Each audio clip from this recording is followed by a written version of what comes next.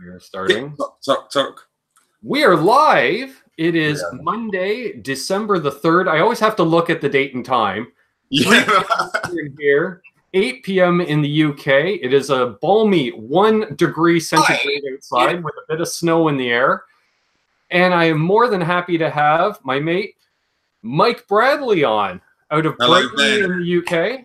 At least for now. Are you staying in the Brighton area? I know you're in the process of moving. No, I'm not in Brighton. I'm in Surrey way. Actually, I just realised I haven't got my headphones on. Shall I put some headphones on? Would that help with Are you getting an echo? A little bit, yeah. I'll finish what I'm saying. Yeah, I'm just out of Brighton. I'm in a place called Surrey. I live in, not far from Guildford and stuff like that. Let me get some headphones so I don't have. Well, the problem might be on my end too, so I'm turning down my end, so maybe that'll help. Get the big ones out. Have I got any Apple headphones here? Right. That should be better now. Hopefully. Awesome. Worst case, if you still hear an echo, I can grab my headphones too. No, great. It's all good now. Beauty. Good. Awesome. But no, it's great to. Where are you? Oh, I can see everyone's questions now. Hello, everyone. How are you all doing? Awesome. Yeah, I'll give roll call. So I thought you were in the Brighton area for some reason. I don't know why. No, but there's a few YouTube guys in England based in Brighton. Josh Allen, I know he's Brighton way. And Rob Chapman, I think he's Brighton as well. Right. But yeah, I'm Mike. I think he's in the Brighton area too, is he not? Yeah, China Mike. Yeah, he's that way. He's just out of it. I think he's Burgess Hill way, I think. Which is probably means nothing to you. So that's about 20 minutes away from Brighton, something like that. Yeah. Whereas for me, I'm 150 kilometers east of Toronto, like the big urban center, right? Oh, okay, right. So no. Yeah, I was watching your one video, A Day in the Life, and you were complaining about the hour-and-a-half drive each way, and I'm like, I used to do that twice a month because if I want to gig in the clubs downtown Toronto, it's an hour-and-a-half, 2 hours each way. I don't know why I was whinging about that because I was in Thursday. I was playing in Devon. I don't know if you're aware of Devon. It's on the west coast, which is about a 5-hour drive, and then I drove back and was playing in London the next day, and then I played. In Bournemouth was a 2-hour drive, and then did that gig and went to Chichester. I did 4 gigs in 3 days, basically, So I must have done 20, 25 hours worth of driving overnight. And in that video, I whinge about an hour and a half. So I don't know, silly boy. Well, let's see who we have in the chat joining. Yeah. We've got, I'm going to scroll up. I see Michael Q. Lynn, amazing blues player. Amazing. Oh, wicked. Local boy. And my sister, Amanda, she's at work. She's going to miss it, but we'll catch the replay. We got Sila out of Croatia. Hey, buddy. Good to see you. We got Will out of Oyster Bay. We have Steve Mandrecki out of Pennsylvania. Jeff Ripplinger out of Parts Unknown. Guitar Hack. I know Guitar Hack and Jamal. I recognise them. Hello, Guitar Hack and Jamal. Guitar Hack out of the west end of Toronto. Jamal out of Texas. Can't remember exactly. Houston, I want to say. Shauna Marie Sings out of California. Brian Cote, another Toronto boy. We got George Strawn. Good to see you. Rick Romanelli. Good to see you too. What a fantastic name. Simon Williams, a fellow Brit. Oh, is he? Oh, brilliant. Yeah. Outside of Bristol. Oh, I recognise Simon Williams, actually, as well. And Adam EVH. And I think I just saw the lovely Shauna Marie Sings. Yes. She's a lovely supporter of me as well, yeah. Yes, correction. Steve is out in New Jersey. Near the Pennsylvania border, I think. About an hour away from the Pennsylvania. Marks those images out of the west coast of Canada. Vancouver, I believe. All right. Yes, all over. Lovely. They are. This is amazing. That's the great thing about YouTube, isn't it? Isn't it? Yeah, we got a good dinner, Metal Stage O. He's out of the Detroit area. Craziness. Metal Stage O. Questions, ask away. Yeah, please do. Oh, I love you too, Shauna. Bless her. Bless her. Yes. She's been great. Great supporter of the community. Yeah, she is, and talented too. Rick's in Pittsburgh. Good to know. Good to know. And it's amazing how many you can remember where everybody's out of too. I was going to say you're very good at remembering. You know, everyone's. My channel's a touch smaller than yours, sir, so it's easier to keep. Well, I try and remember like certain names like them. I was like, oh, I recognise that name. I recognise, like, especially Jamal. They've been really supportive of me. Yeah. There's my good friend JJ. We did the roundtable show last night together. He's out of Orange County, California. Oh, okay. Oh, brilliant. How did that go? He's hosting me for NAMM as well. He's putting me up. Went great. We do a roundtable the first Sunday of every month, and just talk gear and have a great guitar hack was on as well. Okay, brilliant. Yeah, there's Quentin James. And you're going to NAMM, are you? Yes, I am. Actually, after we're done, I'm booking my flight after we're done our hangout. Brilliant. I keep forgetting. Will it be your first NAMM, or have you been before? No, I've never been. I didn't think I was going to go this year, but fortunately, we did a GoFundMe, and the good folks here stepped up and really helped out with the amazing. Amazing. Well, I'm the same. It's going to be my first NAMM as well. Awesome. Yeah, well, I'm very much looking forward to it. On the Friday night of NAMM at the Hilton, which is right next door, we have a suite rented and we're having a party for YouTubers. I'm there.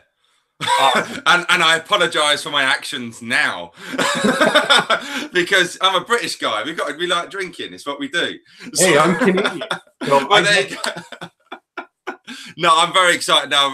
My mate, one of my best mates, is coming with me as well. My mate Sam. He's done one video before with me earlier this year. I think it was called like Guitar Heaven or Guitar Gear Geek. I can't remember now. And but we've been mates since we were about 16, and since we were 16, we've spoken about wanting to go to NAMM, and the opportunity came, and I said to him, I can get a guest. Do you want to come? And he's like, yeah, I won't swear. I don't know if you like swearing, but he's like, beep, yeah. so yeah, and it was kind of good because it was nice to. I was happy to go on my own, but it's nice to be able to go with someone, Exactly. So yeah, we're staying in probably the cheapest Airbnb you could possibly get because everything is ridiculous money, isn't it? Yeah, that was one of the reasons I could go, because the biggest cost for me is the flight, of course. Yeah. And then JJ's like, you can sleep in my jam space here, and I was like, done. I've couched them before. I can do that again. So. Yeah, absolutely. Yeah, it's like I say, I was saying to you before we went live. Just bought my first property, so money's all going there. And then with the NAMM thing, and then Christmas, I'm like, I might have bit off a little bit more than I can chew here, but it's got to be happened. You got to do it. So as the opportunity came, I was like, I had to do it. It's Christmas and Disneyland all wrapped into one, as far as I'm concerned. Well, absolutely. Well, talking of Disneyland, as NAMM is next to it, we are going to Disneyland on the next. I think on the Sunday. I think we said we'll probably go Sunday or Monday. I can't remember now. Nice. It's got to be done. You going to Disneyland? No, LA. You got to do Disneyland.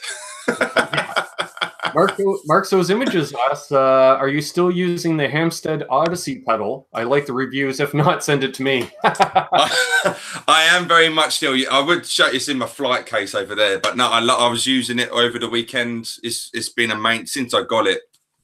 It's been a mainstay on my pedal board, really. It's great. I've recently had it on more of I guess you only can describe it as an open overdrive sound, but now I've kind of tamed it more, like not tamed it, but got it more like a Tube Screamer-esque kind of sound. But I don't know if you're aware of it. You can change many different. You can have like a fuzz to a good old overdrive to a clean boost. It's a really versatile, clever pedal. I remember seeing it when it was on literally a circuit board on a bit of wood. I was at the Hampstead factory and they kind of showed me. And then next time I saw it, it's a derelict metal thing, and then I saw this finished article. I was like, this is amazing. So very, very cool pedal. But sorry, my friend, you can't have it. And we have a question for both of us. Do we favor locking tuners? I don't really need them on most of my guitars. but I do like the fact for even ease of string change, where you can basically just pull the string tight, clamp it down in a half turn, and you're done. Yeah. Well, it's funny because I can actually do a chat with all my guitars here pretty much. So on my Strat Plus, it comes with the locking tuners. Right. But because I'm quite anal with string changing and stuff, I will still wrap it round, like not so you've got a good couple of winds around it. But you do notice a difference with tuning. I do, especially with this guitar, it really holds its tuning really well. Right. But would I go out my way and put locking tuners on like my Telecaster or something? Probably not. You know, it's lube up the nut a little bit and exactly. Yeah, I have locking tuners on my Strat, and I put a set on my Les Paul just for the sake of putting them on. And it was as much because they're the 18-to-1 ratio tuners instead of 14. Okay. Yeah. Which seemed like a good idea for precision tuning until you do a string change and you're glad you can put less winds on. Yeah, right. Absolutely. Not doing anything.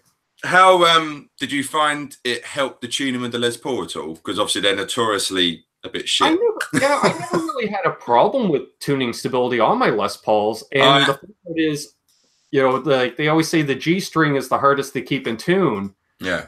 And I'm the jerk in the band that's always doing the full step bends on the G string, doing the pedal steel type stuff. So, yeah, like once in a while, you got to tweak it every few songs, maybe. Yeah. But, you know, it's not like you pull out, it jumps, and you're, whoa, I'm out half a step or something. No, I know. It's I go through. Sometimes I find it's working okay, tuning wise on the old Les Paul. But sometimes, I mean, I use thicker strings with it now. I put 11s on my Les Paul, and it that helps a bit. Right. But yeah, I think like but then my 345 I've got, the tuning on that is amazing. It hardly ever goes out. Right. So it's just, I think it's just. Well, you also have to gauge a string on your semi-hollow body too, right? Which those hollow bodies really like 11s or 12s used on them. Yeah. I've got 11s on that as well. Because I'm used to 10s on a Fender scale, so if I'm using a Gibson, I'll put 11s on them. You know, right? And I'm just manly. Who Ninja he says he's going to catch the replay because he's got the flu and not feeling well. So feel better, buddy. Get well soon, my friend. And we also had a question regarding strap locks. Do we like them? And if so, what kind do you use? I hate the look of strap locks. No, like the pin ones. I can't stand them. I don't get them at all. So for years I used the Marzio clip lock straps. Right. And even if you go on my YouTube videos, probably from a couple of years ago, you'll see I had them. But now if I want to have a locking strap, I'll just use the old Grouch plastic, the old school way, the Grouch thing, the Grouch lager tops, and I'll just put them on my straps and all good. Sure. You know, I just don't like the look of those locking. I use the Shaler style. I've got one set that are so old they're stamped made in West Germany. So oh wow, okay. So that's how long I've been using them. I do find because Guitar Hack was saying he was having a problem with the horseshoe style where they'll rotate in the strap. And if they're not fully clicked in, it rotates to a point and your guitar will drop. I had a real issue with the Fender branded Shaler style that are the same pin style. They don't seem to they'll lock in 95% of the way and then rotate and drop out. Those ones I had to use some Loctite to keep them strapped down, and I do not recommend them for anybody. But I will buy the Fender strap lock buttons because they are the exact same shape as the Shaler, interchangeable at half the price. And I don't know about you, but like I flip enough guitars that I put strap locks on all of them, but always forget to change the strap buttons back when you sell the guitar. So all of a sudden you got 5 sets of strap locks and nothing to connect them to. Yeah. Oh, so you sell quite a few guitars then, do you? Like buy them and sell them? Not as many this year, but yeah, usually 2 to 3 a year. Well, oh, wow. Yeah. I think I've sold 3 guitars in 22 years. Wow. Yeah, I get really attached to them, and it takes a lot for me to. I sold my first electric guitar. It wasn't my first guitar. I sold my first electric because the neck was bent. It was like a Telecaster custom copy by a company called CMAC. I've never seen them or heard of them ever since. CIMAC, I think it was spelled. And I sold that for £40, which was the exact same price I bought it for. So I was like, win-win. Sure. And then I had a Fret King, which I bought off the company because we were talking about like a little relationship happening, but nothing ever happened. And so I flogged that. I sold that, sorry, British slang there. And then how we use flog. Oh, you know flog, yeah. And then the last one I sold, which I had an Early Ball Music Man Axis Sport 1997 model. And when I bought my 345, because it was a ridiculous amount of money, I was like, something's got to go. And I sold that. And the guy I sold it to, we kind of just kept in touch via Facebook and whatnot. And this must have been, mid 2016, I think I sold it. Okay. And he left a comment on one of my, Mike Bradley Facebook page. And we just got a chat. And I was like, oh, have you still got that Music Man? He says, oh, no, I've sold it. And I felt a little bit like, oh, she's off in the world on her own, you know. And he said, well, it's a bit of a sad story, really, because I saw that it had been obviously sold a couple of times since this guy. And the person, someone who owns it at some point, had, I don't know if they stripped it, but they completely screwed the guitar because they painted it in nitro cellulose, like black, and then completely screwed it up. Right. And now it's for sale again, I think for like 300 quid, which for a Axis Music Man's a bargain. But they even put a bad paint job, you know. But I recognised the wear marks in the neck. It had certain, because those Music Mans are unfinished, aren't they? But it broke my heart. I was like, oh, because I still see it as my guitar in a way, you know. Right. And I was just like, see, this is why I can't sell guitar. I get too emotionally attached. Yeah, I used to buy them just to flip, you know, like buy one, do a setup, clean up the frets, you know, and you make $20 or something. And then it was always looking, you know, trying to trade up to a decent guitar as well. And because it was weird because I was gigging all the time, but I don't want to take out a classic guitar at that time, for instance. Yeah. Now I don't care. Like I'll gig with my vintage gear. So What vintage gear have you got? Oh, well, you are a Telecaster fan. I was going to say, well, I was looking at that Robin Ford lookalike telly right there. Yeah, I have the 67 Telecaster with the maple neck. Nice. And this one is a 71 Telecaster with a rosewood neck. Beautiful. Beautiful, man. Oh, I unfortunately don't have any vintage guitars. My vintage guitar I have is a 1997. Oh no, this is a 96. So what's that? 22 years, you know, so 3 years shy of vintage. Yeah. Well, the 67 was my dad's guitar. He gigged with that for years. Right. And it has EMG pickups in it. Oh, to get rid of the 60 cycle hum. Nice, nice. He did that in the mid 80s. And then I got the 71 right about a year ago, talking with a cousin of mine who started collecting 70s Telecasters in the early 80s when they were really, really cheap. And he did that because he fell in love playing my dad's Telecaster when he briefly lived with us. And he's like, hey, are you gigging with your dad's Tele? And I went, no, because of the sentimental value, if it ever got stolen, right?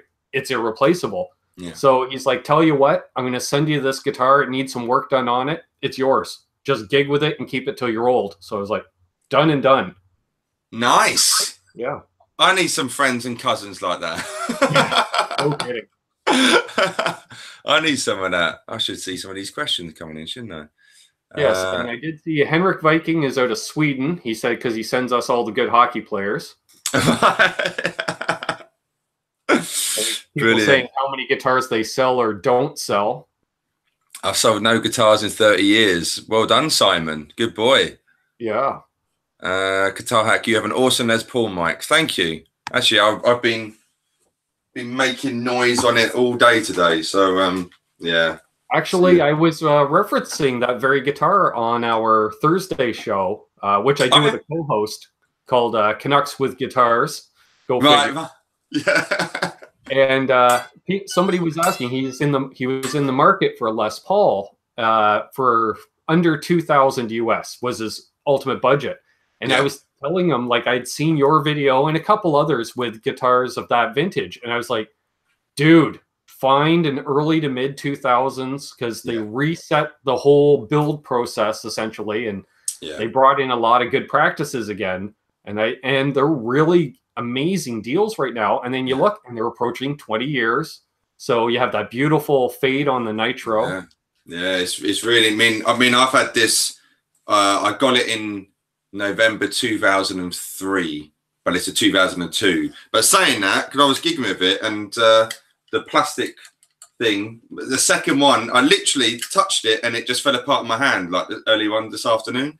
I was like, you kidding me? So I need to get another one of those. But yeah, this was completely spanking new, and I've snapped the headstock twice. Got some real wear there on the back there, you know.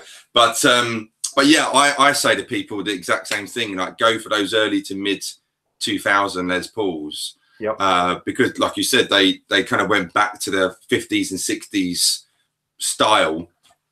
And good nitro, not exactly like the old days, but it's hard to be, isn't it now?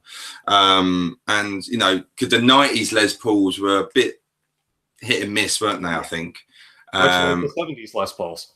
Much like 70s, yeah, absolutely. I mean, the new Les Pauls of today, when I pick them up, unless it's a custom shop one, but they feel really plastic. You know, I don't like the finishes. They look too shiny now. I mean, someone messaged me the other day and said, "Oh, what burst is your Les Paul?" And I was like, I don't know, because when I got it, it was just sunburst. So I knew it as. I don't know, and obviously it's faded a bit now. I don't know if that would be a nice tea or not. I really don't know, but yeah, early 2000 Les Pauls, man, they're lit. I see we got our friend BV Ninja in the house tuning in from Switzerland. He says, Mike, have you recovered from the gig marathon? Eagles. I was talking to you off camera. Just, yeah. It was, I did 2 gigs with the Eagles, and then I did 2 gigs with other kind of corporate bands. So one of them was a Christmas gig, actually. But yeah, it was long. And then the next day I was painting my new place. So I haven't had much sleep, but we're getting by, you know. Boston tuning in. Who, sorry? Steve from Boston's. Steve from Boston. That beautiful, beautiful man. Actually, and usually when he jumps in the chat, I'll say it as I usually do. Are you free? Do you want to jump in? It's always a blast having him talk away. Any excuse to talk to that man makes me a very happy boy. You know, he's great. So I'm trying to read these comments at the same time. Right, old guy's guitar vlog here, and geez, all kinds of people. Rick Hefner, good to see you. Hello, Rick. Oh, Dan saying he got a 2004 Les Paul Studio. Yeah, I never was a Gibson fan, but I became one. Damn right. Yeah, those studios are all right. A new guy started lessons with me. He had a studio. He brought it around, and they've really grown on me, because at first I was like, you got to have binding on a Les Paul, you know, blah blah blah. Yeah. But then, for the amount of times I burned my arm on that same binding, that I'm kind of liking the idea of a studio, because I could just have that corner wear down naturally. Yeah, well, it's like, do you remember the Gary Moore Les Paul? And I don't, if I remember rightly, that didn't have binding either, did it? Yeah, it did. They all did. Binding. Yeah, the studios started, I want to say 1982 or 1986. No, sorry, the Gary Moore signature Les Paul. It came out early 2000s, I think it was. Yeah, that I'm not sure. And that I remember seeing, I was like, why does that look weird? And eventually I was like, it doesn't have binding on it. You know, it was like a burst. And it had the neck pickup was like a zebra pickup. Okay. But yeah, it didn't have binding on it, which you thought he would, because Right. Obviously, his 2 famous 59s he had. Mm-hmm. But yeah, it is strange how you take one little thing away from what you know of. You think, I mean, that's something's weird here. Something's slightly off, you know. He says he can't jump in. He's got to head out in a bit. Quite all right. That's all right, Steve. It's all right. We love you, though. Don't worry. We'll be seeing you in January anyway. Old Guy's Guitar Vlog asks, quick question for Mike. What studio lighting do you use? I've got some really crappy, but they seem to be good for today. Otherwise, it'd be pitch black in here. I just got some softbox lighting. I found it on Amazon. But they're so bad, like they're coming away on the seams, and if you touch it, it kind of disintegrates. But it does the job. It does the job. People can see me all right. That's the main thing. Exactly. But yeah, just go on Amazon and type in softbox lighting, and you can sometimes get a cool little pack with it. Like if you really want, you can get like a green screen and different, you know, frames and stuff like that for it. But yeah, the softbox lighting is what I use. And let's see, BV says yes, the Gary Moore signature didn't have any binding. There you go. I thought so. 500 quid to Mike. Yeah. Yeah, I thought I'd just drop in the quid in there. I like it. Steve says there's an old school SG special near me for $600. It's a little beat, but it has inlaid headstock and all that, not the silkscreen stuff. Nice. That's it. That's sweet. And he says, yes, I'll be seeing you at NAMM. Really looking forward to it. Me too. And I assume he's speaking to both of us. Of course he is. Of course he is. Of course. Henrik asks if the Les Paul Studio is made in the USA. Yes, it is. Yeah, so. Basically, your Studio is just a stripped down standard without the binding. Usually, they won't go for quite as nice a top, but it's still a decent top. And usually a more basic finish. Like you won't get your bursts and stuff like that. Usually they'll try to go for just a straight color. All part of keeping the cost down. Yeah. But you know what? Actually, if you want a burst, is it the Epiphone Les Paul Custom, I think it's called. It's like the top of the range Epiphone Les Paul. And they're great. They're really, really good guitars, you know, which are probably from Les Pauls for a couple of years. I had a black standard and a black custom. Right. Man, great guitars. Yeah. Yeah, really, really, really good. Which of your guitars? It's from Simon Williams. Hello, Simon. Which is your favorite, and is it the one you play the most? I mean, this is like sentimental value to me because we've just been through so much together. So this is definitely one of my favorites. And then I've got to kind of put, as I've been talking about it, oh, nearly. Oh, this is probably like a very special guitar, you know, for me. So, yeah, I'd probably say this, you know, I'd wanted one for 20 years, I think, you know. I was a big Back to the Future fan, still am a big Back to the Future fan. And my old guitar teacher had a 335. This is a 345, but he had a 335 as well. And to me, these were like grown-up guitars. Right. You know what I mean? Like I see that, I just think Chuck Berry. Yeah, well, of course, yeah.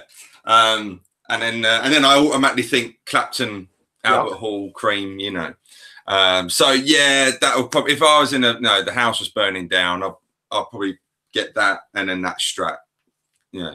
There we go. And Steve from Boston says, I got Framus to set up a jam booth like I had a GitCon, so let's plan on jamming a bit. Oh, fantastic. Awesome. Oh, I look forward to it. Yeah, definitely. That's awesome. Ah, Framus. Good guitars. Make really, really good guitars. This little parlor guitar back here is a Framus. Oh, really? Yeah. I grew up around Framus guitars. They used to make a lot of very, shall we say, affordable guitars. Yeah. Back in the day. And then I hadn't heard of them for ages until GitCon happened. And I didn't realize Framus and Warwick were the same company because we had all heard about Warwick basses and stuff. Yeah. And all of a sudden I'm seeing all this high-end stuff. And I'm like, when did they go from making, you know, $500 guitars to $5,000 guitars? Yeah, right. Yeah. Totally impressed. Really good guitars, man. Will says he's got a Les Paul Studio and it's a Honeyburst. Nice. Oh, nice. Oh, brilliant. Oh, that's a nice 335. Thank you, old man. I was in mine until I bought mine. Then Stephen Boss and YouTubers come now. Can YouTubers become NAM members? Technically, I believe you can class yourself under media. I think. Yeah. Steve had followed up with that. I think so. Now using a press pass, they recognize YouTubers as press, as they should, because that is the vast majority of the press. You know, like let's be honest. You know, in the local papers, you might have a little blurb. NAM is this weekend. You know, but you know, the London newspapers aren't covering it. You know, I know the Canadian newspapers sure aren't, but it's YouTubers. It is, you know, when you think of, you know, magazines, for example, and things like that, you know, I mean, YouTube has, you know, guys on YouTube now have a much bigger reach than, you know, Guitar World or Guitarist Magazine or stuff like that, you know. Let's see here. BV says, Ben, can you do a shout out to friends Robert Keeley, who will be a guest on Tone Talk tonight? Of course. Oh, wicked. Robert Keeley, I got to spend about 2 hours with Robert Keeley at an event this summer. Oh, amazing. Yeah, a music store north of Toronto basically did their own version of like Gear Fest, or you know, where they have a bunch of vendors come and stuff. And it turned out that my co-host Richie and myself, we were the only YouTubers covering the event. Oh, really? Oh, wow. Yeah. So after the morning, amazing for you. Yeah. Oh, it was. I think I had all of maybe 200 subscribers, maybe. Wow. Right. And it was the first time covering an event as a YouTuber, and there was a live concert going on as well. So a lot of the crowd was outside watching the concert. And next thing I know, we walk in, and there's Andy from Electro Harmonics, and I'm like, I've been watching this guy for years. So we go up, he does a shout out for us, and then I see Robert Keeley, and I'm like, because I'm a complete pedal nerd, go up, say hi, and end up shooting the breeze with him. Kept touching base with him throughout the day. And it turns out the sales rep for Keeley in Canada also has a line called Outlaw Pedals, which I had been working with already. Because a buddy of mine who owns a music store, he lets me go into a store and use all of his inventory for gear reviews, which is really, really handy. So I was able to do gear reviews since day one. And so talking to those guys, and next thing I know, Robert's like, well, I want to go talk to Andy at Electro Harmonics. Can you guys look after my booth? We're like, okay. And we went live about, I don't know, 3 or 4 times that day, and everyone was saying it looked like we were at Disneyland, because we would leave the facility, go to someplace quiet, and we're just like, hey guys, we just met Robert Keeley, blah, blah, blah, blah, and now we're going to go check out these guys too, blah, blah. And it was the 2 minutes of us not even breathing, and then we're gone for an hour or two. Brilliant, man. Oh, good for you. That's brilliant. That's brilliant. Yeah. So tonight on Tone Talk, Robert Keeley will be on with Mark Kazansky and Dave Friedman at 9 p.m. Eastern, 6 p.m. Pacific. Yeah, those are great guys. I've had Mark Kazansky's been a friend of the channel for a long time. He's been on, and and Dave Friedman, you know, he's an amazing cat too. So yeah. That's a powerhouse of a YouTube live hangout right there, isn't it? Oh yeah. I see we got Judd Lofthouse tuning in from the UK as well. Another Brit. I'm not getting I'm not getting many comments on my Henning crotch shot video. I dread to think what that is. That's Quentin James. I saw the thumbnail, and it's Henning's crotch. Wow. Okay. Oh dear, that would be it. See, now I'm intrigued by this video, so I might have to watch this later. Yes, yeah, a little viewing before bed. Yeah, exactly, right. You know, it's been a long day. What can help? Soothe me off to bed. That was great to see you here, Mike Bradley. I loved all your split screen videos. Thank you. Oh, the Mike 2 videos. Oh yeah. Yes. Brilliant. You know, thanks, man. I've watched a couple of them now, and I'm just, you know, and I'm loving the comments as much. You know, it's like, well, you end it with, which guitar do you like best? And everyone's like, I like Mike's. Yeah. Win-win, exactly. Yeah. No, they're funny. They're hard to do. Oh yeah. You have the timing down though. Like I'm sure it's got to be a real pain to sync up but yeah, I've kind of got it fluid. Because I've been trying to change it up a little bit. I just don't know. After a while, like I want to keep it fresh for everyone. So, like I put 2 cameras in on my last one I did, and then as I did the first one, and when I did the second one, I was like, oh my god! And for syncing the audio, it was a bit of a nightmare. But you get through. But the first one, which is my most popular video, I think it's got 1.1 million views. It was the Telecaster versus Stratocaster. Yep, I watched that this weekend. Yeah, like I think that's a lot of people how they kind of first saw me, kind of thing. And literally, the idea came with me as I was driving to the house here. I live about 15 minutes away from here, and I thought, oh, let's give it a go. Because my brother's really good. My brother does YouTube videos as well, Andy Bradley. And he's really good with editing, and you know, if you see his videos, his editing's great. He knows Final Cut so well, right? And I must have mentioned something to him, so I saw how you can kind of, you know, whatever, do the split thing, and it was an absolute nightmare trying to get 2 me's in the camera. I haven't got a special lens or anything, so I was pushing everything out the way, and I was like, the hell with this, I can't be bothered to do this at all. And I remember, now this could sound all spiritual and hippie, but I looked out the window and I saw this feather like float down. You know, obviously a bird had just flew past, but I remember seeing it, I was like, no, come on, deep breath, just make this work. And I'm so glad I did, because, you know, so many people got to see this video and, you know, could have helped get my name out a bit, you know. And then it's become a thing, which is, no, Mike 2. Who is Mike 2? So yeah. I think it was last year I did a Christmas video, and actually talking about the green screen thing. I think it was last year, it might be year before. I can't remember. They all kind of blurred together, don't they? Right. And but I did this green screen, and I had Mike 2 in a like a dungeon. I was walking around. I was like, Mike 2. It's this Christmas, you're allowed to get out. And I did like a harmony version of Jingle Bells. Nice. I think it was or Wish You a Merry Christmas, some Christmas. It's on my YouTube. Check it out if you're bored and fancy a bit of a festive thing, check it out. It was either last Christmas or Christmas before. For Mike's YouTube channel. Oh, and thank you. Thank you very much. I appreciate it.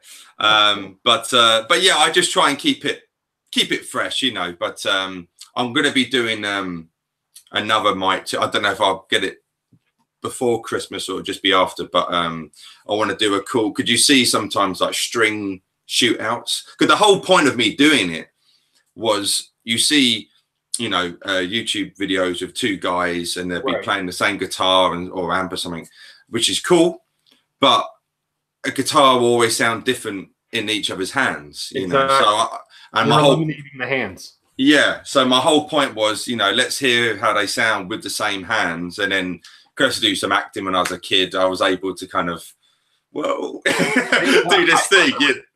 Yeah, and especially the interactions, like a couple of times you're like, oh, that's a cool lick. And then the other is like, yeah, you repeated it, right on. Yeah. But no, I want to, the next one I want to do is one mic will have probably a Telecaster with 8 gauge strings on, maybe 7s, and then the other mic will have 12 or 13s. And I thought it'd be quite cool to hear the difference. If there is a difference, we'll soon find out. Keep us on our toes. But I thought, that'd be quite a cool one to do. Being a guy that's played everything from 8s to 11s on the same guitar over the years, I have an idea how the video is going to turn out. So. Oh, I have an idea too. Yeah. And Guitar Hack says, can I get a shout out for tonight's show at 7 p.m.? Of course. Check out Guitar Hack at 7 p.m. Eastern, 4 p.m. Pacific. I believe he has Jason Wade coming on tonight. Oh, nice. Yes. Awesome. And BV, it's, oh man, I just skipped way ahead. Mike saw the Henning thumbnail but decided not to, as one of those images you can't unsee. Well, I unfortunately haven't seen it, or fortunately or unfortunately, I don't know. But I'll have to check it out later this evening. Quentin says he just subbed to your channel. Awesome. Oh, thank you, my friend. Thank you. Welcome aboard. Yes, Guitar Hack asked, can you ask Mike about future lesson videos? Yeah, I've got a lesson because someone spoke to me about it. I did a loop video thing on Friday, and Yeah, I that was thought, really cool. oh, thanks, man. Oh, thank you. And then a guy I teach, he was saying about you don't see many lessons using loop pedals and how to use them and things. So this coming Wednesday, I haven't done a lesson for about a month or so now. So I think the last lesson I did was the Philex lick thing, which I'll talk about in a minute. But yeah, someone's doing a cool little lesson, like how to use a loop pedal and build in your practice, you know, instead of doing the old metronome of here's my scales, you know, try and build stuff up. So yeah, that's probably the next lesson was going up on Wednesday. But I again, on my channel, I try and change it up. I don't like doing just lessons or just reviews or just playing. I like to kind of keep people on their toes a little bit, you know. Yeah, so, well, and we were talking off air how like I noticed a lot of similarities between our channels, but I'm a fairly new subscriber to you, but you do cover all the bases because you are a gigging musician as well as a YouTuber. Yeah. And so like with the exception of lessons that you do as well, that's about the only thing I don't do. But you know, I gig, I do the YouTube, you do some gear reviews. You know, and it's all, you know, like shootout, you know, like how many times you're like, you know what, I need to do a video, and you just look around the room. Okay, what do I have in this room that I can make a video of? Yeah, exactly. And when absolutely. Thrash metal and fun riffs. Good to see you. I've learned a lot of great licks from Mike Bradley. Oh, thank you, Guitar Hack. It's very sweet of you, my friend. That's very kind of you. I'm glad you've been able to get some tips and tricks and whatnot. It's Mike. Randall Fisher says he was an early sub to you and he remembers Mike too for the first time. Oh, brilliant. Brilliant. Actually, yes, I recognize that name. Yes, Randall. Yes, I recognize you, my friend. That's amazing. Again, look, I think we were saying off air, you know, about when you reach your first 100 subscribers and then 1,000 whatnot. And there's names like who have been literally from, I remember one guy, I think his name's Sport. And I think he was with me before I even had 100 subscribers, you know. Right. And yeah, so it means a lot. So someone like you seem to have an encyclopedic knowledge of where people live. I wish I was like that. Yeah. But do I know my own phone number? No. Yeah, exactly.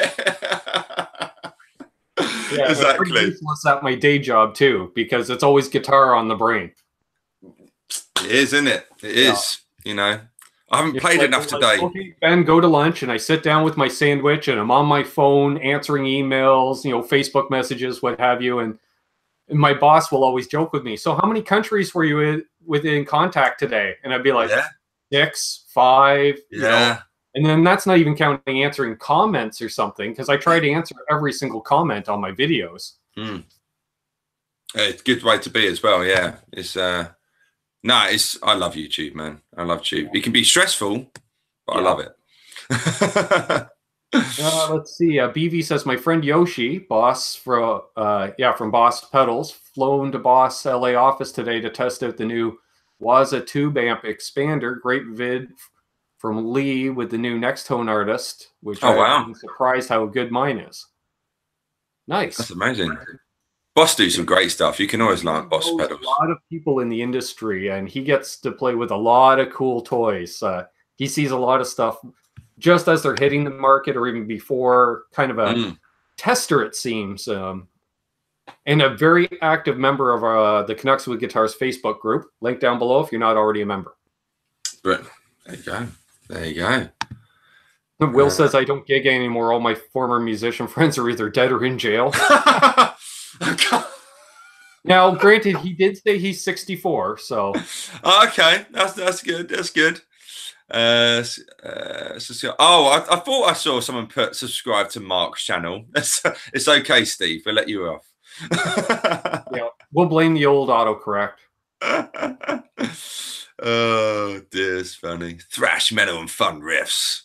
I synced all the riffs and added lighting clouds, red and green light and junk. Oh, okay. What a great name. Thrash metal and fun riffs. And fun riffs. Yep. That's a tease.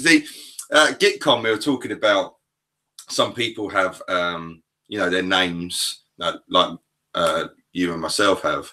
And some people have, you know, like brand names, like Samurai Guitarist. I remember speaking with him and whatnot. And so something like that, thrash metal and riffs, that's a great, you could see that on a t-shirt, you know, it's the business head coming on here. So yeah, there's pros and cons of it. Yeah, that's like all of my merch. The channel is my name because I do the majority of the content. But like our weekly show, Canucks with Guitars, that's what all the merch is. The Canucks with Guitars logo, right, which I just came up with a new logo recently as well. So brilliant. Yeah. Hey, David Ennis, good to see you. We got 32 people watching. Awesome. Amazing.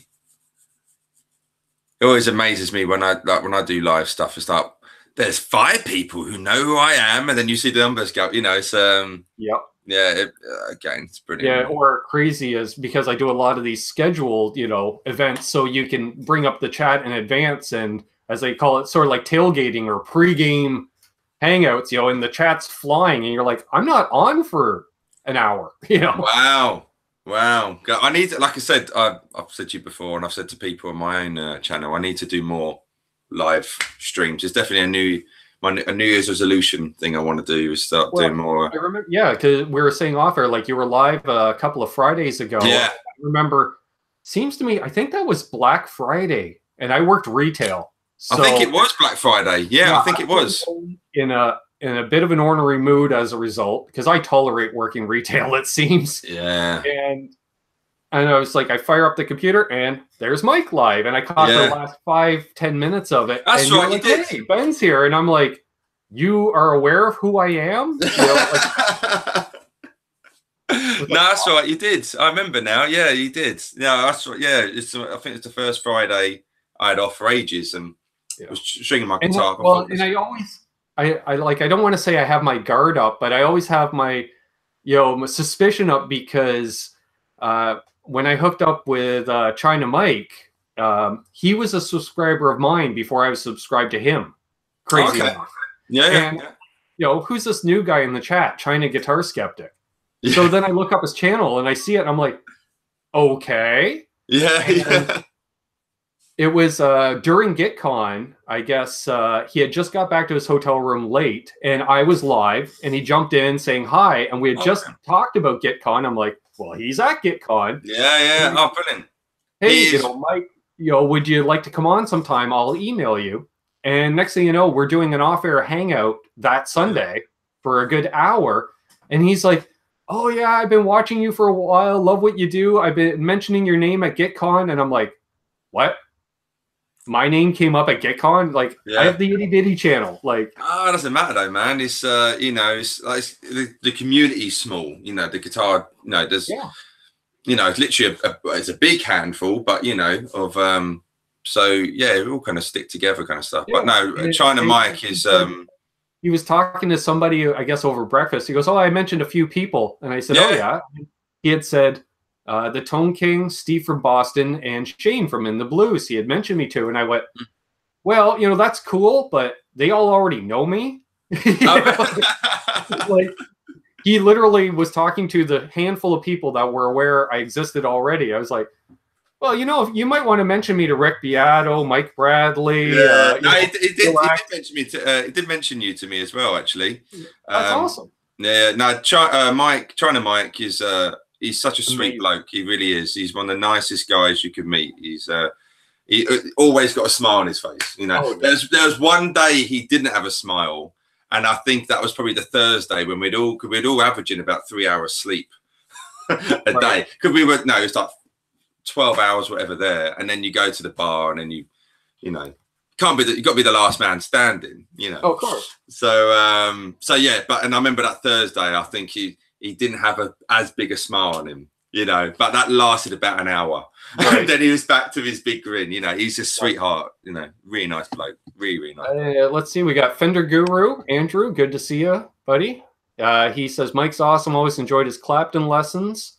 He's amazing. From Hamilton, New Zealand. Amazing, wow. Thanks so much, Fender Guru. We're completely global here. And George says, hey, Mike Bradley, I just subscribed to your channel. Wow, almost 59,000 subs. I just hit 500 today. Congratulations.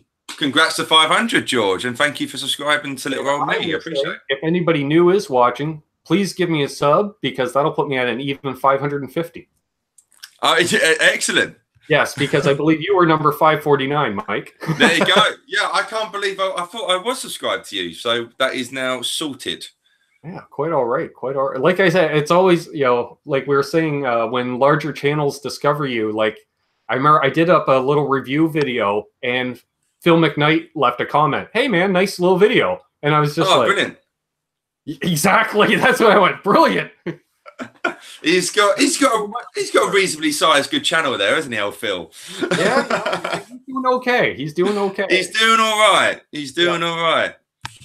Oh dear, what did I just see there? I saw something about Les Paul. We might do. Oh, Mike doing the video for the Beast. Can he show it? Guitar Hack would love it. I just showed it, Randall. I will happily show it again. Guitar Hack saw it, but yes, knowing Guitar Hack, I feel like I'm holding a child. You know, here you go. Here it is. I would play, but I imagine the sound would be a bit pants over the. Yeah. Hangouts isn't the best for that. Yeah, it's a shame, really, isn't it? One day technology will catch up. You know, it's only 2018. In the settings, you can flip it from voice to studio, which helps, but it's still, you know, EQ wise isn't the best. And then you got to also remember to flip it back when you go to talk. And oh yeah. I'll certainly have to have a little. Now there's an idea. Investigate. A little merch idea. A Mike and Mike 2 T-shirt opportunity. Well, it's funny you say that because T-shirts are being. So I'm finally getting my finger out my backside and sorting out some T-shirts. So nice. I've got the first one, like a what's the word I'm looking for? Into a P. Prototype. Yeah. And the guy who's kind of helping me do it, he's like, "Don't post anything." And straight away, I wanted to go on Instagram and go, "Look," but I'm trying to hold back. But it's really cool. And but yeah, I will be the next batch of T-shirts I do after the first lot will come out. Will some little Mic 2 thing will be happening with it. So, but yes, I'm finally getting some proper merch stuff sorted. Thank God, you know. What's it saying? Hope you're well. Hope you're on your way to 1,000. Hey, Michael B. Michael B. Guitar Hack says can't seem to hit 300 subs. Just keep doing it, man. Your channel is taking off for someone who started in the summertime and he's pushing 300 subs since what, July? That's amazing. That's great. Yeah. He made the drive down. He wanted to meet me in person, so it was about a 2-hour drive because he's the west end of Toronto, and he came down and we hung out for a day, and it was really cool. And he's asking me how to go live and stuff like that, and so I was telling him. Then he just tried it one day, and next thing you know, he had like 7 people watching, and he was addicted after that. Now he's live 3 times a week. Oh, that's the thing, you know, especially when you're starting out, and you think, hang on a minute, there's, you know, if you say you're doing a stream thing, and even if you've got, well, I say even, but you know, 12 people are watching you live, or 20 people watch your video when you're starting out, and it's like, wait a minute, I've got like 8 friends, so who are these others? You know what I mean? Who are these other people coming on it? Yep. So it's great, but yeah, the more you do it, you know, it just like I said, I remember getting incredibly excited when I hit 1,000 and 100 and 1,000. And here we have 33 watching, and I would say we have a good 20 of them in the chat here. And you know, and that's the thing, you have your regulars in the chat, your active viewers, as I call them. You know, and that'll range probably, let's say, even 50 people, because not everybody tunes in every show.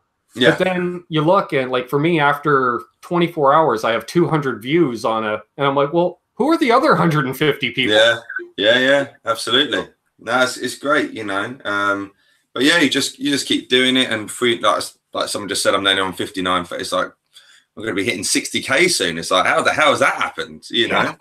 It's and that's the funny part. Like when I came across your channel, and I dug it right away. The first video you had me hooked in it, and it's one of those things, like people will come up on your homepage as, you know, recommended, and I was like, how did I not know about this guy? You know, and especially like a channel of your size, I was like, I understand if a cool guy comes up with 50 subscribers and you're like, oh yeah, this cool, you know, you find this new channel, but I was like, what else have I been missing out on? You know?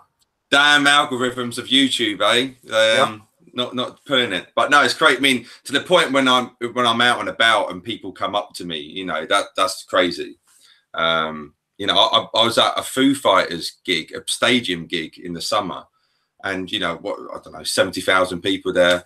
I had 7, 8 people come up to me who reckon I was like, how the hell? I was even in the shop in the town centre in Manchester, and some lad came up to me and says, Mike, I was like, listen, wow, you know what I mean? So yeah, I don't know what it was the London Guitar Show a couple of months ago, and kind of it was beautiful. It was amazing that pretty much everywhere I was walking, I had people kind of come up to me. So I'm very intrigued to see what NAMM will be like.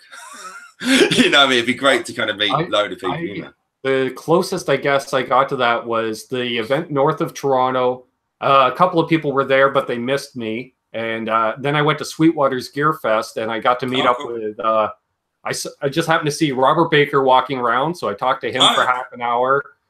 Glenn Fricker, we talked for a few minutes, and Cheddar Kung Pao as well. We talked for a good half hour, and it was amazing. And then, but again, a couple of people were there that I'd missed. And then, what was it? I was at a little guitar show in a town of 1,500 people, this little tiny show, and I hear, Ben, how you doing? Recording video, I see. And I turn around, and it was actually a buddy of mine from high school who I don't think seen since high school, but he watches some of the shows and stuff, and he's a member of the Facebook group. And he's just like, man, I'm digging what you're doing. Or brilliant. Even last week, a buddy of mine from the next town over all of a sudden commented on one of my videos. Like, I'm thinking, well, you've been in the Facebook group since February, and he just finally got around. Oh, I'll check it. He goes, wow, you've got 200 plus videos and blah, blah. I was like, oh yeah, you know, I've been busy. Yeah. Oh yeah, I bet you've been busy. It's especially you say you started in January. Yep. The end of January. Wow, it's a lot of videos, man. Yeah, part of that was I did the Veda challenge, vlog every day in August. And so I just did a daily vlog that ranged from 5 minutes to half an hour. And it was more lifestyle based, like just sit around, talk to the camera, right? Right, yeah. And that really helped too, as far as being comfortable in front of the camera. Yeah, it's different than being on stage. It is definitely different. Yeah, absolutely. Sorry. I mean, I'm so used to it now. But it is very strange, you know, just staring at this. Hi, hope you're doing well as always. You know, doing all that all the time. Will says, "What? No clean Stones t-shirts, dude? No, all my Stones shirts are in laundry. I wore one last night on the show. Today I'm supporting the Beta 58s, amazing punk band out of Kingston, Ontario. Check them out. Old school punk rock. Nice. What else is going on here? What no? Mike Bradley's lesson on Cage on his website is great. Oh, thank you, Michael B. Yes, I'm glad that's helped. Yeah, that's a cool. I'm really happy with that video actually. Yeah, this is on my website. People can get, not on YouTube. And I see Rick Romanelli says he'd love to do a show with Guitar Hack, and that goes for me too, Rick. If you want to come on and do a hangout sometime, let me know. Hit me up either the email down below or on Facebook, what have you. Lefty Mike just popped in to say hey. Good. I recognize Lefty Mike. I recognize that name. Yeah. Simon Bradbury. You should check out Dave Simpson. I locked it away. Dave Simpson. Dave Simpson's cool. Yeah, we were going to try and do some stuff, but he lives like 5 hours away from me. And then I had a gig coming in Jordan, and we could do it in the end. But we were gonna try and do some like clinic thing, but unfortunately it didn't happen. Right. But he's cool. He's a nice lad. Nice lad. Will says all your shows are great, man. Very down to earth. Thank you very much, Will. I try to keep it straightforward and simple. You know, just be yourself, and always, you know, I'm a firm believer of that golden rule of just tell the truth, because trying to keep the lies in your head straight, you know, I'm not smart enough to do that. So absolutely. Brian Cote is asking Guitar Hack if he's going to Cosmo tomorrow. Cosmo Music, which I keep mentioning, that had the event last year. I thought the event was tonight and not tomorrow night, Brian. Pete Thorne is doing a clinic there on home recording stuff. Oh, wow. That'd be good. Pete's amazing. Yeah, and ironically, Guitar Hack and I were discussing him last night. We're both big fans of his work, and I heard back from Pete Thorne this morning. He was asking about we're looking at doing something together like this. Oh, maybe. Brilliant! Pete is such a super sweet guy, really, really nice guy, and yeah, I chatted to him quite a bit, and when I met him at GitCon, and then we did a video together, which was really cool, which probably could have gone for about 4 hours. You know, we were just, you know, we just carried on chatting after. He's a really nice guy. So, yeah, you have a good time. I really enjoyed, his first name, Kieran from Operation Mindcrime. Oh, Kieran Robertson. Yeah. Good lad. That was great. And some of the comments were kind of funny. I did enjoy the one, okay, we get it. You're both hot. Put on shirts with collars. We were talking about that. We both like had All Saints clothes on. That's all we kind of had was All Saints. But it's a shame because he was playing in Camden, which is kind of North London for me, on Saturday. And he did tell me when he was in Germany. But and I was like, yeah, I'll be there. But because I've taken every single gig what has come in my way, unfortunately, I think China Mike went. I think he went. Yeah. But stuff. Yeah, I saw he did Instagram. Yeah, but I was really annoyed I couldn't make it. Could have been so cool to see Kieran and Mike obviously as well. But it'd been really cool to see him. But we'll catch up next year probably or something, you know. But unfortunately, Scotland's about a 12-hour drive for me, I think. So fair enough. Yeah, a bit too far. It's not down the road. I did see. I was at George was asking what camera I use. At the moment, this is just my Mac camera. It's all about the lighting. I have good lighting, and it kind of works all right. But for doing YouTube videos, it's a Canon, a DSLR I use. BV says, don't forget to check out the DJI Osmo Pocket. It looks like a camera. Spoke to Henning about it, and he is keen on it also. Interesting. I am using a Logitech, I believe 920C, sent to me by the Guitar Pit. Thanks again, buddy. Nice. Yes. Yes, as you can tell, I don't have the best signal quality for internet, and he was trying to figure, he works in IT as well, so he's like, you need a new webcam, and I was like, I borrowed a computer the last couple nights to make it a little clearer, but I really need to upgrade my internet. Yeah, it's probably the internet. Yeah, it's probably the internet. I mean, luckily I've got quite quick signal, but yeah, you could have the best camera and lighting, but if this internet's not great, yeah, it's not going to help, is it? Another Brit in the chat, Riley says, doesn't Mike look like a young Jimmy Page? Plus, insane player too. That's very sweet of you. I've never had a Jimmy Page lookalike before. It might be the unshavenness I've got going on at the moment, I think. I've been far too busy to try and shave.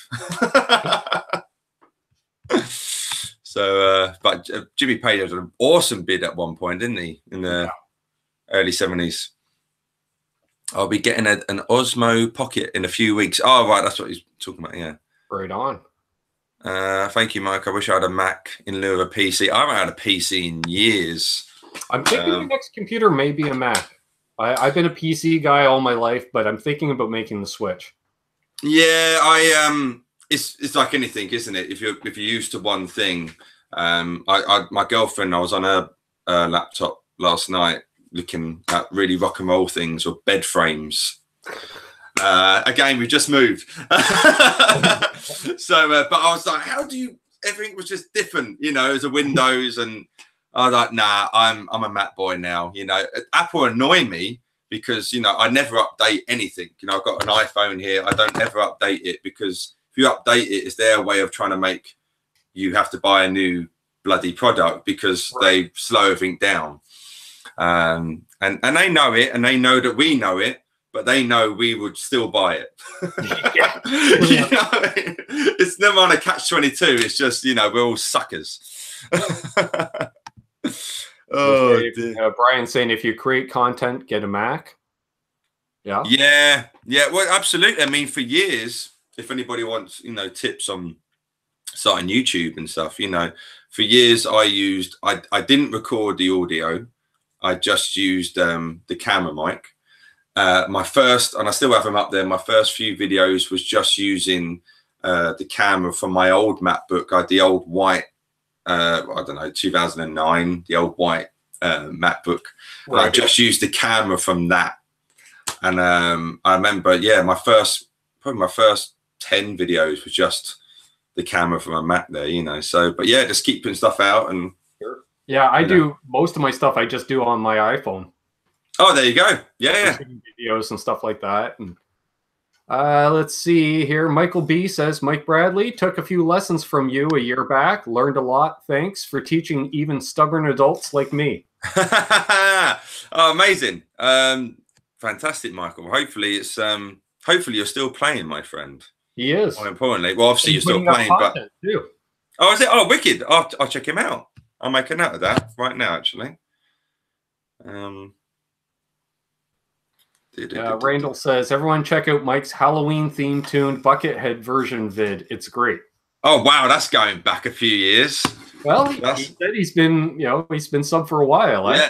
You know what? That's what's amazing with YouTube is that, and I have it where someone will leave a comment and say, oh, I know this is an old video, but I was like, well, it might be old in time, but it's new for you. You know what I mean? And that's what's great about it. You know, it's like a library. It's like, well, like you hadn't come across me before. I remember that line from The Simpsons. You know, it's like, well, I want to stay home and watch the show, and they said, well, it's a repeat. It's not a repeat if I haven't seen it. Absolutely, yeah. So you know, that Buckethead video. God, what was that? That was probably 2013. I think I put it up. But it's new it'll be new for everyone watching, I expect. You know. Sure. So it's great. It's great. Remember, your money is her money, and her money is her money. Yeah, right, Will. And Guitar Hack says, ask Mike if his brother is still playing guitar. Oh, my little brother. He picks it up. I mean, sporadic isn't even the word to use. You know, I do keep whinging at him to play more. But because those videos are quite good. If anyone doesn't know, I did some little about 6 videos with Andy. Kind of teaching him guitar. He had a New Year's resolution to start playing, and I think a lot of people kind of relate. It was nice because they were kind of learning with him, kind of thing. Mm-hmm. But it's all about the practice. You got to practice, you know. So you could have an hour lesson, but you know, once a week or once a fortnight or something. But you still got to. Yeah, you still need to put in a good hour plus a day. Absolutely, absolutely. Yeah, I try to make time for it when I realize I've gone like 2 or 3 days without picking up a guitar. I'll sit down, even if I just noodle for an hour, just to get the muscles in shape or keep them in shape. Yeah. Got to play all the time, man. I get annoyed if I don't play every day. I think, oh, I could have been a better player today if I played yesterday, you know. Yeah, and now it's the slippery slope. Okay, I'll come in here to play, and then it's like, well, since I'm here, I might as well make a video. Well, so yeah. Yeah, this is like, it. That's the problem. I started doing some videos in the last month of just covering all the gear I own. And what started as 1 video a week has turned into 3 videos a week on top of that, because I'll sit here and I can knock out 3 videos in an hour. And then it's like, okay, and I'll put them up every few days, scheduled to go up. So. Yeah, good for you. That's great, man. 3 videos. And I've got a lot of gear, you know, and you figure a 5-minute video on each pedal. And I think I counted, I got 32 pedals here, so... That's 32 videos, you know, that's for 6 months of content. Yeah, on top of all the live stuff. Absolutely. Busy boy. Yes. Oh, yeah. Marsman says, I'm noodling on a 47 L48 through live streams. Nice. Oh, well. Nice. I've been practicing for 35 years and still can't play the stupid thing. Yeah, right, Quentin. I always say guitar is very easy to learn the basics, but very hard to play well. Yeah. Definitely. Got to keep at it. Yes. All right. Well, if you folks have any other questions for us, please put them in now. If not, we'll probably wrap things up soon. We figured we'd go about an hour, and we're already over because we're having so much fun. Oh, definitely. No, it's been great to hang out with you, Ben, and to everyone else watching, to all the 35 people. That's amazing. Nice. No, it's been cool, and I look forward to checking out all your back videos as well, buddy. You know, awesome. So awesome. I appreciate it, and of course, you're more than welcome to come back anytime. You know, for sure. You know, especially with, like, say, this time of day, it works for you, works for me, and yeah, it's fine. Yeah, it's funny. I just seen a message from my girlfriend that my girlfriend, my mum, are currently painting the new house. So I'm like, can you bring some dinner over? I was like, yeah, I thought I'll do something. But no, it's a perfect time. What's your favorite octave pedal? My favorite octave pedal? Yeah. I only have one octave, which is on my little tiny board here. I've got the Boss OC2. Okay. And I've had that for donkeys. But I would like to get an Octavia of some description at some point, just for a bit of more Hendrix-isms. I had to look. My favorite that I used for a number of years is my DOD Octoplus. Oh. Yes. DOD, they make good pedals. Well, yes, back in the day, yeah. The key to my tone when I played in a metal band was tone basically at noon, so it doesn't affect it. Your dry signal at about 1 o'clock, because basically noon was, you know, median sound. So just a slight push with it for that, and then the octave blend, an octave down, was at about 2/3 volume, and it was just almost like the resonance on certain amps. You know, it just brought in just this extra little underneath. Didn't need to track because it was lower volume. And man, that with metal MXR full bore metal and drop C tuning. Oh God.